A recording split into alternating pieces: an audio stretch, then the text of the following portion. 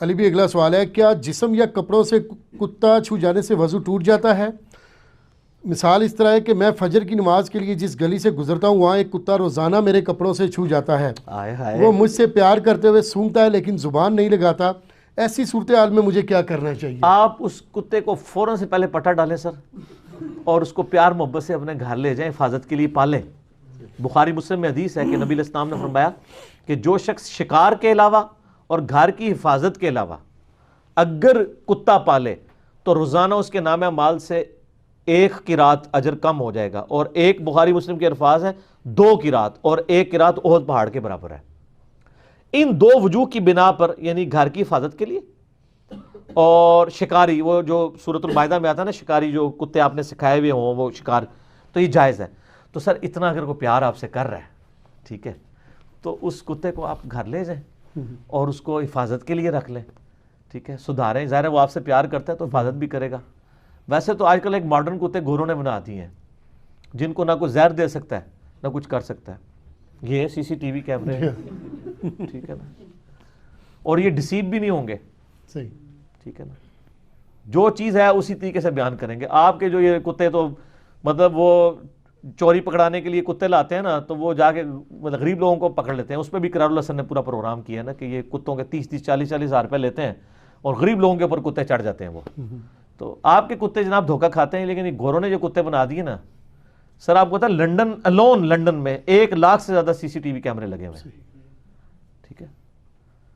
اور ہمارے بھی یہاں پہ سیف سٹی بنائے تھے ہمارے ایکس انٹیریئر منسٹر نے اسلام آباد کے اندر، ان کی بیٹریاں تک لوگ اتار کے لے گئے یار، آپ اندازہ کریں۔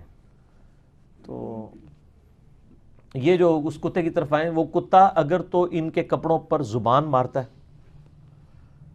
یا جسم پہ زبان فزیکلی ٹچ کرتا ہے تو وہ حصہ تو ناپاک ہو جائے گا۔ اگر وہ صرف سونگتا ہے، جیسے انہوں نے لکھا ہے کہ وہ سونگتا ہے ایسے ہی، یا کپڑے کے ساتھ ٹچ کرتا ہے، تو ظاہر ہے کہ وہ تو ناپاک نہیں ہے۔ تھوک اس کا جو ہے نا کتے کا ناپاک ہے، اگر تھوکے گا وہ ناپاک ہوگا، باقی جسم کے ساتھ ٹچ کر دے تو کوئی مسئلہ نہیں ہے۔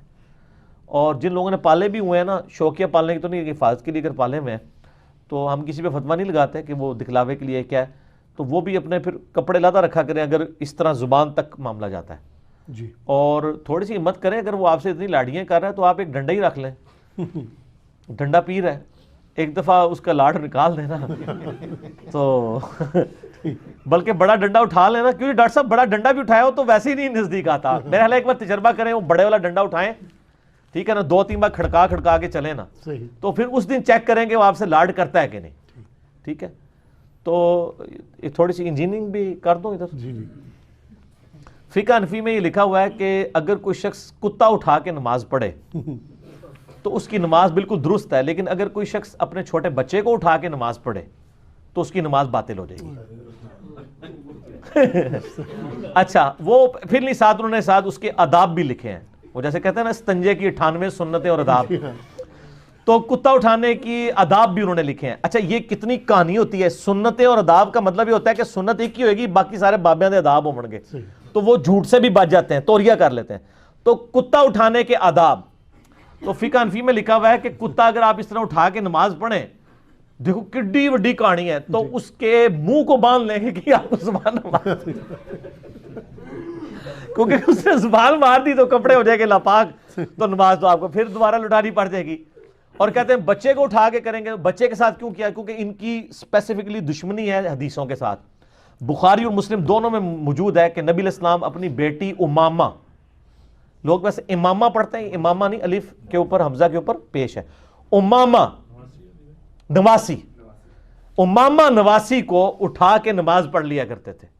اور سر اس سے بھی بڑھ کے سنن نسائی کے اندر موجود ہے، سیدنا حسن و حسین سجدے کی حالت میں آپ کی پیٹھ پہ چڑھ جاتے ہو، آپ سجدہ لمبا کر دیتے، ٹھیک ہے، اور پھر آپ صلی اللہ علیہ وسلم جب اٹھنے لگتے تو آپ صلی اللہ علیہ وسلم ان کو اٹھا کے سائڈ پہ رکھتے، اور جب آپ تشہد بیٹھتے پھر دوبارہ گود میں بٹھا لیتے، ٹھیک ہے۔ مسند احمد، میں نے کربلا والے ریسرچ پیپر میں حدیثیں ڈالی ہیں۔ نبی علیہ السلام نے تو بچوں سے اتنا پیار کیا، یہاں پہ لوگ کہتے ہیں فنیٹک ہے، صحیح بخاری میں حدیث موجود ہے، نبی علیہ السلام اپنے بچوں کو، نواسوں کو پیار کر رہے تھے، تو ایک شخص کہنے لگا میرے تو 10 بچے ہیں، میں نے تو کبھی ان کو پیار نہیں کیا۔ تو آپ فرمایا اگر اللہ نے تیرے دل سے رحم نکال لیا تو میں کیا کر سکتا ہوں، ٹھیک ہے نا۔ تو اللہ نے ہی اولاد کی، بیوی کی، بچوں کی، ماں باپ کی محبت ڈالی ہے، یہ کوئی شرک نہیں ہے. مجھے ابھی سوال بھی تھوڑی دیر پہلے پوچھ رہے تھے. اللہ کی نسبت کی وجہ سے ہو تو وہ جائز ہی ہے. تو سر کتے نے اگر زبان ماری ہے تو ناپاک ہے، ٹھیک. اور اگر زبان نہیں ماری ہے تو پاک ہی ہے. بال یہ کہ ایک ڈنڈا پاس رکھیں تو یا کسی اس کے منہ کو باندھ کے آپ کسی حنفی مسجد میں لے کے اس کو اٹھا کے نماز پڑھیں یقیناً. تو پھر وہ جب پوچھے تو ان کو کہ یہ فتاوی عالمگیری میں لکھا ہوا ہے، تو ہم تو اسی طریقے کے مطابق عمل کر رہے ہیں، کیونکہ اگر میں بچہ اٹھاؤں گا تو نماز میری فاسد ہے. تو وہ بہتر ویسے یہی ہے کہ وہ کتا اٹھائیں اور ایک بار جناب انہوں نے مسئلہ سمجھا دو فزیکلی. ٹھیک ہے جی، مسئلہ سمجھا دو انہوں نے کہ اے مسئلہ جے صحیح. ٹھیک ہے نا. کہتے ہیں نا بزرگ اعمال کر کے بتایا کرتے تھے، وہ خود نمونہ ہوتے تھے. تو آپ خود فقہ حنفی کا نمونہ بن کے ان کو بتائیں. ٹھیک ہو گیا.